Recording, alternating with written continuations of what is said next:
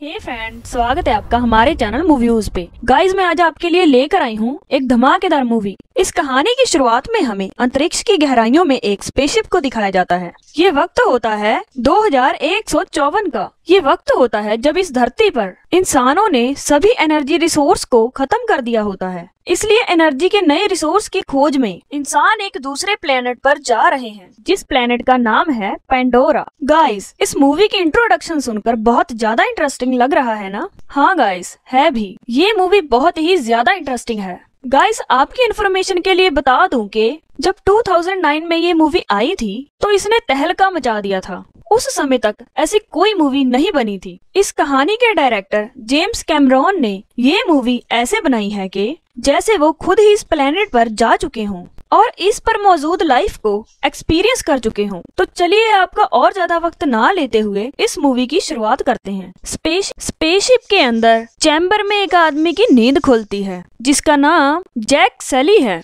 Jack बताता है कि पिछले 6 सालों से, जब से हम धरती से चले हैं, तब से ही हम इस स्लीपिंग चैम्बर में सो रहे हैं। इसके साथ साथ जैक ये भी बताता है कि मैं कभी भी इस प्रोजेक्ट का हिस्सा नहीं था, बल्कि मेरा भाई था जो कि एक साइंटिस्ट था। लेकिन इससे पहले ही एक चोर ने उसको चंद पैसों के लिए गोली मारकर हत्या कर दी। वो बताता है कि मेरा और मेरे भाई का डीएनए सेम था, इसीलिए उसकी जगह मुझे इस प्रोजेक्ट में शामिल कर लिया गया, क्योंकि मेरे भाई के ऊपर कंपनी ने बहुत सारा पैसा खर्च किया था। वो बताता है कि मैं तो सिर्फ एक सैनिक था जिसने जंग में अपने दोनों पैर गंवा दिए। इसके बाद हम पेंडोरा ग्रह को देखते हैं, जहाँ पर जैक पहुँच जाता है। यहाँ पर बहुत सारे रोबोट्स होते हैं और बहुत सारे लोग जिनके चेहरों पर मास्क और हाथों में हथियार थे। धरती पे ये सब सैनिक थे, लेकिन यहाँ पर ये सब पैसों के लिए काम करते थे। यहाँ का एनवायरनमेंट इंसानों के अनुकूल नहीं है, यानी कि इंसान इस वातावरण में सांस नहीं ले सकता। इसके बाद कर्नल माइल्स को दिखाया जाता है, जो कि यहाँ की सिक्योरिटी ऑपरेशन के हेड हैं। वो बताते हैं कि ये जगह नर्क से भी बदतर है। इस ग्रह पर हर वो चीज जो सांस लेती है वो तुम्हें मारना चाहती है। कर्नल की इन बातों से पता चलता है कि वो इस ग्रह के सभी प्राणियों से सख्त नफरत करते हैं। इसके बाद हम जैक को देखते हैं, जो कि साइंस लैब के अंदर जाता है, जहाँ पर उसे बहुत बड़े क्लोन्स दिखाए जाते हैं। असल में ये क्लोन्स इस ग्रह पर रहने वाले लोगों के क्लोन्स थे, जिन्हें इंसानों के और इस ग्रह पर रहने वाले लोगों के डीएनए से मिलकर बनाया गया है। ये दिखते तो इस ग्रह के लोगों की तरह ही थे, जिन्हें नावी कहा जाता है, और इनके अंदर इंसानों का भी डीएनए है। ये एक तरह का साइंस एक्सपेरिमेंट है, जिसमें इंसान का दिमाग इन क्लोन्स को पूरी तरह से कंट्रोल करेगा। जैक को उसके भाई का क्लोन दिखाया जाता है, जो कि अब जैक का क्लोन है, और इन्हीं क्लोन्स को अवतार कहा जाता है। इसलिए इस पूरे एक्सपेरिमेंट का नाम अवतार होता है। फिर जैक की मुलाकात डॉक्टर ग्रेस से होती है, जो कि अवतार प्रोग्राम की हेड हैं। दरअसल उसे जैक की नहीं बल्कि उसके भाई की जरूरत थी, जो कि अब इस दुनिया में नहीं था, और इसी बात से नाराज होकर वो पार्कर के पास जाती है। पार्कर इस पूरे प्रोग्राम का हेड है। वो पार्कर को कहती है कि मुझे किसी फौजी की जरूरत नहीं है, बल्कि एक वैज्ञानिक की जरूरत है। तभी पार्कर उसे कहता है कि हम लकी हैं कि उसके भाई से उसका डीएनए मैच करता है, और अब मैं जैक को तुम्हारे साथ सिक्योरिटी ऑफिसर बनाकर भेजूंगा। अगर हम इस ग्रह पर रहने वाले लोगों की तरह दिखेंगे, तभी हम उनसे दोस्ती कर पाएंगे, लेकिन उन लोगों से हमारे रिश्ते बिगड़ते जा रहे हैं। तभी ग्रेस कहती है कि अगर तुम उन लोगों पर गोली चलाओगे तो रिश्ते बिगड़ेंगे ही। पार्कर उसे एक पत्थर दिखाता है जिसे अनओब्टेनियम कहा जाता है, जो इस जमीन के अंदर भरपूर मात्रा में भरा पड़ा हुआ है। पार्कर उसे बताता है कि हम इस ग्रह पर इस बेशकीमती पत्थर की वजह से हैं, जो हमारी दुनिया में 1 किलो 100 करोड़ के बराबर बिकता है। इस प्रोजेक्ट का खर्चा और पूरे साइंस का खर्चा इस पत्थर से ही आता है, इसलिए जो भी हमारे बीच में आएगा हमें उसे अपने रास्ते से हटाना होगा। इसके बाद हम जैक को देखते हैं, जो कि स्लीपिंग चैम्बर के अंदर जाता है। दरअसल ये एक मशीन है जिसके अंदर जाने के बाद इंसान गहरी नींद में चला जाता है, और वो क्लोन जो उसके डीएनए से बना है वो पूरी तरह से एक्टिव हो जाता है। यानी कि उसकी इंसानी बॉडी तो सो जाती है, लेकिन उसका क्लोन जाग जाता है। और जब जैक का अवतार जागता है तो वो बहुत खुश होता है, क्योंकि इस अवतार में उसके पैर बिल्कुल ठीक थे।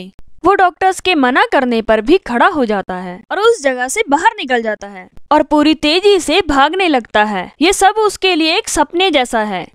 क्योंकि एक इंसान जिसके पैर नहीं हैं, उसकी जिंदगी में इससे बड़ी और कोई बात नहीं हो सकती कि वो अपने पैरों पर भाग रहा है। तभी उसे डॉक्टर ग्रेस मिल जाती है और वो रुक जाता है। वो जैक से पूछती है कि अब तुम्हें कैसा लग रहा है। तभी जैक कहता है कि मैं बता नहीं सकता। और अब जब रात होती है, इन सब क्लोन्स को सुला दिया जाता है और जैसे ये लोग सोते हैं तो जैक अपने इंसानी रूप में उठ जाता है। यानी कि जब अवतार सोता है तो इंसानी जिस्म उठ जाता है और जब इंसानी जिस्म सोता है तब अवतार उठ जाता है। Next day colonel Miles Jack को अपने पास बुलाते हैं। वो कहते हैं कि मैंने तुम्हारा रिकॉर्ड चेक किया, तुम काफी बड़ी बड़ी जंगें लड़ चुके हो। मुझे तुम्हारे जैसे सिपाही की सख्त जरूरत है। मुझे इस साइंस प्रोजेक्ट में कोई दिलचस्पी नहीं है। जहाँ पर इस ग्रह के लोग रहते हैं वहाँ पर बहुत सारा अनऑब्टेनियम है। मैं चाहता हूँ कि तुम उनके बीच जाओ और उन लोगों में शामिल हो जाओ और उनसे दोस्ती करो और जब सही वक्त आए तो तुम उन्हें वो गांव खाली करने को कहना ताकि उस जगह से हम सारा अनऑब्टेनियम निकाल सकें। अगर तुम ये मेरा काम करोगे तो मैं तुम्हारी टांगे ठीक करवा दूंगा। ये सुन के जैक कहता है कि मैं आपके लिए जरूर काम करूंगा। अगले दिन जैक, ग्रेस, नॉम और उसके कुछ साथी कैंप के बाहर उस जंगल में पहुंच जाते हैं जहां पर इस ग्रह के लोग और बहुत ही खतरनाक जानवर रहते हैं। ग्रेस पेड़ पौधों के सैंपल ले रही होती है। तभी जैक उनसे अलग होकर इस जंगल को देखने लग जाता है। उसके सामने बहुत खूबसूरत पौधा होता है और जैसे ही वो उसे छूता है तो वो बंद हो जाता है। इसके बाद वो सभी पौधों को टच करने की कोशिश करता है जिस कारण वो सभी पौधे एक एक कर बंद हो जाते हैं। तभी उनके पीछे से एक खतरनाक जानवर आ जाता है। तभी ग्रेस वहाँ पर पहुँच जाती है। ग्रेस उसे कहती है कि तुम बिल्कुल मत हिलना, ये तुम्हें कुछ भी नहीं करेगा। लेकिन जैक को लगता है कि वो उसे मारने के लिए उसकी तरफ बढ़ रहा है। तभी जैक पूरी बहादुरी के साथ उसकी तरफ भागता है ताकि वो डर जाए और होता भी ऐसा ही है। वो डर कर रुक जाता है लेकिन वो जैक से नहीं डरा। जैक के पीछे उससे भी बड़ा खतरनाक जानवर आ गया होता है जो इस प्लेनेट पर सबसे खतरनाक है। तभी ग्रेस उसे कहती है कि जितना जल्दी हो सके वहाँ से भागो। तभी जैक भागना शुरू कर देता है। वो जानवर लगातार जैक के पीछे भागता है। तभी जैक के सामने एक झरना आ जाता है जिससे जैक कूद जाता है। इस तरह जैक अपनी जान तो बचा लेता है लेकिन वो अपने साथियों से अलग हो जाता है। जैक को कुछ समझ नहीं आता कि वो कहाँ जाए और जंगल में इधर उधर भटक रहा होता है। तभी हमें एक पेड़ के ऊपर एक लड़की को दिखाया जाता है जिसका नाम नेटेरी है जो इसी ग्रह की है। और तभी वो अपने तीर से जैक को मारने ही लगती है कि तभी उसके तीर के ऊपर एक अजीब सी चीज आकर बैठ जाती है जिस वजह से वो जैक को नहीं मारती। जैक को भटकते भटकते रात हो जाती है और चारों ओर से जानवरों की आवाजें आती हैं। तभी जैक आग जलाता है और तभी इस ग्रह के खतरनाक कुत्ते जैक पर एक साथ हमला कर देते हैं। जैक उनका सामना करने की पूरी कोशिश करता है लेकिन वो बहुत सारे होते हैं। इससे पहले कि वो जंगली कुत्ते जैक को मार डालते तभी वहाँ पे वो लड़की नेटेरी आ जाती है। वो सभी जंगली कुत्तों को मारकर भगा देती है और फिर वो वहाँ से जाने लगती है। तभी जैक उसका पीछा करने लगता है। जैक नेटेरी को कहता है कि मैं तुमसे तुम्हारी सभी चीजें सीखना चाहता हूँ लेकिन नेटेरी उसे कहती है कि आसमानी लोग इन चीजों को नहीं सीख सकते क्योंकि उन्हें कुदरत नहीं दिखती। तुम्हें यहाँ नहीं होना चाहिए था। और तभी जैक पर वो अजीब तरह के फूल जो नेटेरी के तीर पर आकर बैठे थे वो सभी जैक के ऊपर आकर बैठ जाते हैं। ये सब देखकर नेटेरी शॉक्ड हो जाती है। तभी जैक उसे पूछता है कि ये सब क्या है। नेटेरी जैक को बताती है कि ये पवित्र आत्माओं की बीज हैं और तुम्हारी आत्मा पवित्र है। और नेटेरी जैक को अपने साथ ले जाने के लिए तैयार हो जाती है लेकिन तभी वहाँ नेटेरी के कबीले के कुछ लोग आ जाते हैं जो जैक को बंदी बनाकर अपने साथ ले जाते हैं। नेटेरी के पिता इस कबीले के सरदार थे और उसकी माँ एक स्पिरिचुअल गुरु होती है जो जैक का खून टेस्ट करती है। तभी उसकी माँ समझ जाती है कि जैक एक पवित्र आत्मा है। जैक उनसे कहता है कि मैं तुम्हारे तौर तरीके सीखना चाहता हूँ। तभी वो जैक को सिखाने के लिए मान जाते हैं। तभी रात को जैक सो जाता है और उधर कैंप में उसका इंसानी शरीर उठ जाता है। जैक को जिंदा देख सभी बहुत हैरान होते हैं क्योंकि सभी को यही लग रहा था कि जैक के अवतार वाले शरीर को मार दिया होगा। तभी जैक सभी को बताता है कि मैं उनके कबीले में शामिल हो चुका हूँ और वो लोग मुझे सिखाने के लिए रेडी हैं। अब मैं भी उनके परिवार का एक हिस्सा हूँ। ये सुनकर सभी बहुत खुश हो जाते हैं। पीटर जैक से कहता है कि जहाँ पर उन लोगों का गांव बसा है वो पूरा एरिया 200 किलोमीटर तक फैला हुआ है और वहीं पर अनऑब्टेनियम का भंडार है और तुम्हें उन लोगों को वहाँ से हटने के लिए कहना होगा, क्योंकि मैं किसी भी तरह का खून खराबा नहीं करना चाहता। तभी जैक उनसे पूछता है कि अगर उन लोगों ने अपना गांव खाली नहीं किया तो? तभी कर्नल कहता है कि तुम्हारे पास सिर्फ 3 महीने हैं, अगर वो नहीं माने तो हम अपना तरीका अपनाएंगे। फिर जैक रोज उनके गांव में जाना शुरू कर देता है, जहां पर नेटेरी उसे ट्रेनिंग देती है कि जंगलों में कैसे रहना है, पेड़ों पर कैसे भागा जाता है और किस तरह से हथियार चलाए जाते हैं। जैक भी उनके तौर तरीके पूरी शिद्दत से सीखता है और जल्द ही जैक उनकी पूरी जीवन शैली को सीख जाता है। एक दिन नेटेरी उसे कहती है कि अब तुम नावी बनने के लिए पूरी तरह रेडी हो। दरअसल ये इस कबीले की एक रस्म है जहाँ पर हर एक इंसान को ट्रेनिंग करवाई जाती है और जब वो सभी कलाओं में परफेक्ट हो जाता है तो उसे नावी बना दिया जाता है, यानी एक तरह का योद्धा। नेटेरी उसे बताती है कि इससे पहले तुम्हें अपना ईरान चुनना होगा। जैक बहुत बड़े बड़े पक्षियों को देखता है जिन पर बैठकर यहाँ के लोग सवारी करते थे, लेकिन एक नावी अपनी पूरी जिंदगी में सिर्फ एक ही पक्षी चुन सकता है। और तभी जैक उन लोगों के साथ जिनकी ट्रेनिंग पूरी हो चुकी है और वो लोग अपना इकरान चुनने जा रहे हैं, जैक भी उनमें शामिल हो जाता है। ये एक बहुत लंबा सफर होता है जहाँ पर बादलों से भी ऊपर उड़ने वाले पहाड़ होते हैं और सभी लोग उस रास्ते से होकर उस जगह पर पहुंच जाते हैं जहां पर बहुत सारे इकरान मौजूद थे। नेटेरी भी अपने इकरान पर बैठकर उस जगह पर पहुंच जाती है। सबसे पहले जैक को ही भेजा जाता है। जैक नेटेरी से पूछता है कि मुझे कैसे पता चलेगा कि मेरा इकरान कौन सा है। नेटेरी उसे बताती है कि वो तुम पर हमला करेगा।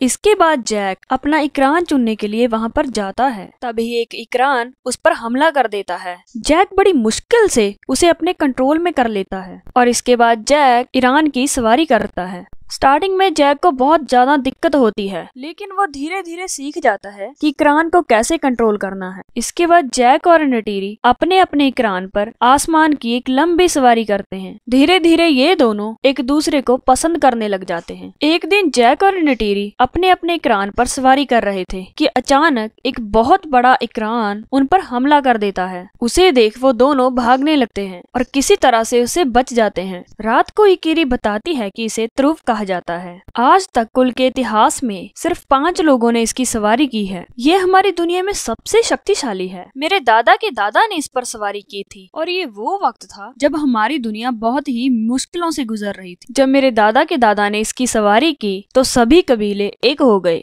जैक को इनका रहन सहन, इनके रीति रिवाज सब कुछ बहुत पसंद आता है। इसीलिए जैक ने अपनी परीक्षा को कंप्लीट कर लिया है और इसीलिए सभी ने जैक को अपने साथ शामिल कर लिया है। इसके बाद नेटेरी जैक को एक बहुत ही पवित्र जगह पर लेकर जाती है। वो बताती है कि हम सब यहाँ प्रार्थना करते हैं। इसे आवाजों का पेड़ कहा जाता है, यानी कि हमारी पूर्वजों की आवाजें। और जब जैक अपने बालों को उस पेड़ की जटाओं से जोड़ता है तो उसे सच में ही वहाँ से आवाजें आती हैं। नेटेरी उसे कहती है कि अब तुम हम सब में से ही एक हो और तुम अब इस वृक्ष की टहनी से अपना धनुष बना सकते हो और कबीले में से किसी भी लड़की को अपने लिए चुन सकते हो। तभी जैक उसे बताता है कि मैं कब का लड़की चुन चुका हूँ, लेकिन उस लड़की को भी मुझे चुनना होगा। तभी नेटेरी समझ जाती है कि वो उसी के बारे में बात कर रहा है। तभी नेटेरी कहती है कि वो भी चुन चुकी है और इसके बाद दोनों एक दूसरे के बहुत ही करीब आ जाते हैं। अगली सुबह जब नेटेरी की आंख खुलती है तो वो देखती है कि वहाँ पर एक बहुत बड़ी मशीन आ जाती है जो चारों तरफ पेड़ों को तोड़ रही है। तभी वो जैक उठाने की कोशिश करती है, लेकिन जैक उधर इंसानी रूप में उठा होता है, इसीलिए उसे यहाँ पर उठने के लिए मशीन के अंदर जाना होगा। तभी जैक मशीन के अंदर जाता है और उधर उसकी क्लोन वाली बॉडी एक्टिव हो जाती है और वो जाग जाता है। जैक देखता है कि इंसान कुल देवता के वृक्ष को तोड़ रहे हैं। तभी वो उस मशीन के ऊपर चढ़ जाता है और उसके कैमरे को तोड़ देता है, लेकिन तभी सिपाही उस पर गोलियां चलाने लगते हैं और इसलिए जैक वहां से चला जाता है। और अब 3 महीने कंप्लीट हो चुके हैं। कर्नल और उसके आदमी उस जगह पर हमला करने वाले हैं। जैक और नेटेरी भागकर कबीले के पास जाते हैं जहाँ पर ग्रेस भी होती है और वो वहाँ उन्हीं के रूप में होती है। तभी जैक और ग्रेस उन लोगों को बताते हैं कि उन लोगों पर हमला होने वाला है, पर इससे पहले कि वो कुछ बताते, कर्नल उस कैमरे में जैक को देख लेता है जिसे जैक ने तोड़ दिया था, और इस बात से कर्नल बहुत गुस्सा हो जाता है और वो उस जगह पर जाता है जहाँ पर स्लीपिंग चैम्बर हैं। दरअसल ये स्लीपिंग चैम्बर इनके बेस से बहुत दूर जंगल में होते हैं। कर्नल वहाँ जाकर पहले ग्रेस का और फिर जैक का चैम्बर ऑफ कर देता है, जिस वजह से वो क्लोन रूप में पूरी तरह से डेड हो जाते हैं और इंसानी रूप में होश में आ जाते हैं। जैक और ग्रेस पीटर और कर्नल को बहुत समझाने की कोशिश करते हैं कि उनके घर को और उस जंगल को तबाह मत करो, क्योंकि यहाँ पर एक पेड़ का दूसरे पेड़ के साथ कनेक्शन है। साथ ही जहाँ पर तुम लोग हमला करने वाले हो वहाँ पर कई परिवार और छोटे छोटे बच्चे भी रहते हैं। तभी पीटर कहता है कि तुम लोगों के पास आखिरी मौका है, मैं तुम्हें सिर्फ 1 घंटा ही देता हूँ, 1 घंटे में ही उस जगह को खाली करवा दो। तभी जैक और ग्रेस जल्दी से ही स्लीपिंग चैम्बर के अंदर चले जाते हैं और अपने अवतार रूप में जाग जाते हैं, जहाँ पर जैक सभी को बताता है कि यहाँ पर बहुत बड़ी आर्मी आने वाली है और वो पूरे गांव को तबाह कर देगी। तुम चाहकर भी उन लोगों का सामना नहीं कर सकते और इसीलिए उन लोगों ने मुझे यहाँ पर भेजा था। ये सब सुन के नटेरी पूरी तरह से शॉक्ड हो जाती है। तभी वो जैक से पूछती है कि तुम्हें पता था कि ये सब होने वाला है? जैक कहता है कि हाँ मुझे पता था, लेकिन अब मैं तुमसे बहुत प्यार करता हूँ, और कहता है कि अब मैं तुम सब में से ही एक हूँ। नटेरी को बहुत ही गुस्सा आ जाता है और कहती है कि तुम हम सब में से कभी एक नहीं हो सकते। तभी जैक और ग्रेस को बंदी बना लिया जाता है और कबीले का सरदार ये ऐलान करता है कि हम सब उन लोगों का मुकाबला करेंगे। उधर कर्नल अपनी पूरी फौज को लेकर उनके गाँव पहुँच जाता है। यहाँ पर एक बहुत ही विशाल पेड़ होता है। इतना विशाल पेड़ इस पूरे प्लेनेट पर और कहीं भी नहीं है। कर्नल देखता है कि उन लोगों ने ग्रेस और जैक को बंदी बना लिया है। तभी वो समझ जाता है कि उन लोगों ने इनकी बात नहीं मानी, इसीलिए वो अपनी आर्मी को उन लोगों पर हमला करने का ऑर्डर दे देता है और एक के बाद एक कई मिसालें छोड़ी जाती हैं। इसी दौरान काफी नावी लोग मारे जाते हैं। चारों तरफ तबाही का मंजर होता है। तभी नटेरी की माँ, जो कि एक धर्म गुरु भी है, वो चाकू लेकर जैक के पास आती है और कहती है कि अगर तुम हम सब में से ही एक हो तो हमारी मदद करो। वो उसकी और ग्रेस की रस्सियां काट देती है और अब जैक भी उनकी मदद करने की कोशिश करता है। तभी उनका विशाल पेड़ गिरना शुरू हो जाता है, जिस वजह से इन सबको वहां से भागना पड़ता है। इसी दौरान नटेरी के पिता, जो कि कबीले के सरदार हैं, उनकी भी मौत हो जाती है। जैक और ग्रेस की मशीन को भी बंद कर दिया जाता है, जिसकी वजह से वो बेहोश हो जाते हैं और इंसानी रूप में उठ जाते हैं। जैक और ग्रेस और इनके साथी नॉम को बंदी बना लिया जाता है। इंसानी पायलट में एक लेडी पायलट होती है, जिसे लगता है कि यहाँ के प्लेनेट वाले लोगों के साथ बहुत ही गलत हो रहा है, इसीलिए वो इन तीनों को छुड़ा देती है और अपने फाइटर वाले जहाज में ले जाती है। ये वहाँ जाते हैं जहाँ पर जंगल में इन लोगों के स्लीपिंग चैम्बर हैं। वो लोग इन चैम्बर्स को